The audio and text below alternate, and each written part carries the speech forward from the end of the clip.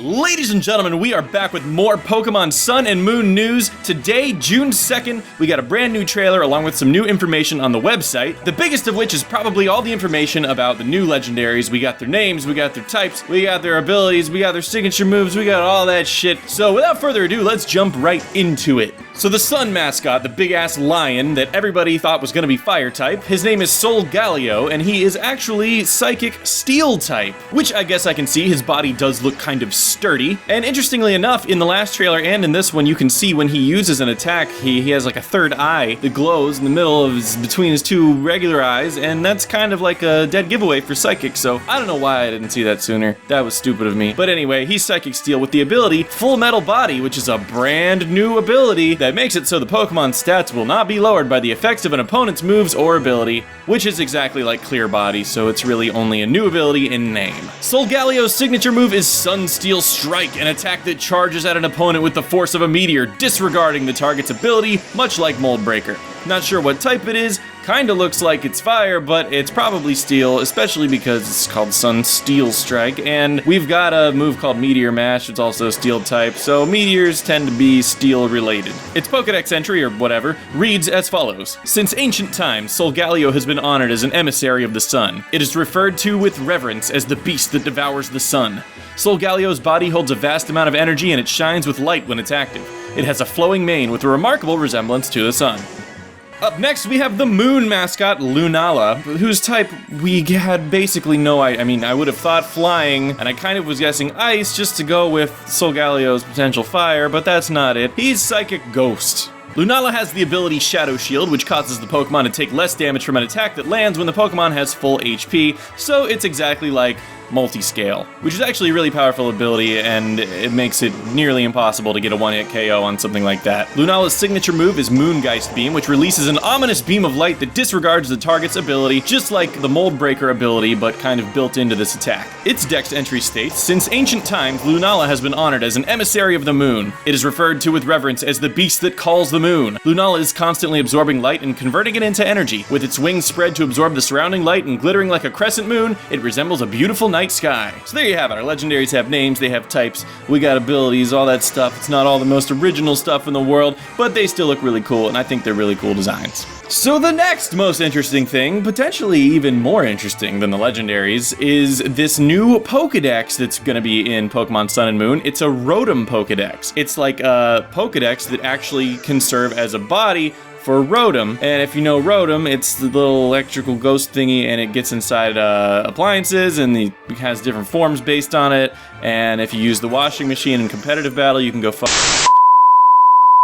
Now that that's out of the way, this actually looks like it's gonna have some very interesting features. So this Pokedex actually is gonna have like its own personality, and it's gonna be able to talk to you. It's gonna be kind of like your guide, your map, and it's gonna show your current location and your next destination, and it gives you advice on where to go next based on the conversations you've had with others. So if you've gotten some hints on where to go, it's gonna be like, hey, remember when this person said that? Maybe you should go there. It's not just gonna be like, hey, go here, without you even fucking figuring it out yourself. Now in this trailer, it says, a whole new way for people in Pokemon to communicate. Woo! There's a lot of speculation around what this could mean. It could possibly mean there's a way for you to communicate with Pokemon, possibly your Pokemon, and they can tell you how they feel and stuff. I mean, I doubt it's gonna be a conversation like, so Blastoise, how's your sex life?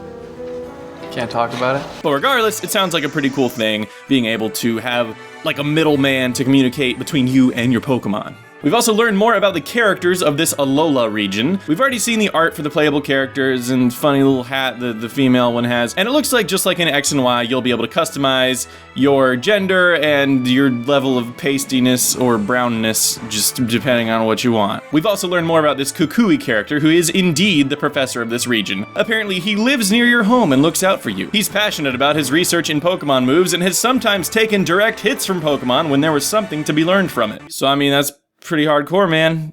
Getting fire blasted, live to tell the tale. I don't know, it's pretty hardcore. This guy seems cool. Then there's Lily, who is a mysterious girl who assists the professor. She's about the same age as your character, and she's working as Professor Kukui's assistant for personal reasons. She's not fond of making Pokemon fight in battles, but she loves reading and has devoured many books. Apparently she'll play an important role in the story.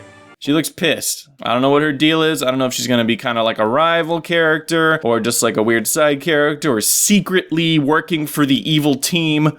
Who knows? We don't even know what the evil team is yet. But I don't know. Maybe that's it. Maybe that could be the thing. Maybe that's why she's working for him for personal reasons. And we have this kid Hao, who we've seen in the previous trailer too, who is a Pokemon-loving young boy with a big appetite. He's the same age as your character when you move to the Alola region, and he makes friends with you right away. So he's referred to as your friend, not your rival. No one is referred to as your rival. I don't even think rivals are a thing anymore, honestly. And with the way the rivals have been acting in recent Pokemon games, you really can't call them rivals. So I feel like that's something they're just doing away with, which is stupid because rivals were the best thing about like the first few generations. Anyway, we've got a little bit more info on the region, the Alola region, which is most definitely based on Hawaii. It's composed of 5 islands, one of which is artificial. I'm guessing it's this little one here in the middle. According to Professor Kukui, the Alola region is just chock full of nothing but rare Pokemon. I guess that just means it's all new Pokemon that we haven't seen yet. But I don't know, maybe there's random rare Pokemon from previous generations hanging out. It's too early to really know anything. And last but not least, well actually probably least, there's this little QR scanning feature where you can scan QR codes to get information on where to find certain Pokemon, or you can share codes that you already have with your friends so they know where to find them. I don't know, it seems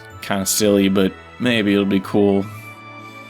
Who knows? Anyway, that's all the news we've got for today. Thank you guys so much for watching. I hope you enjoyed this little video update with the news for the new Pokemon game, Sun and Moon. Who's excited? I'm excited. If you're new here, please subscribe to this channel or I'll kill you!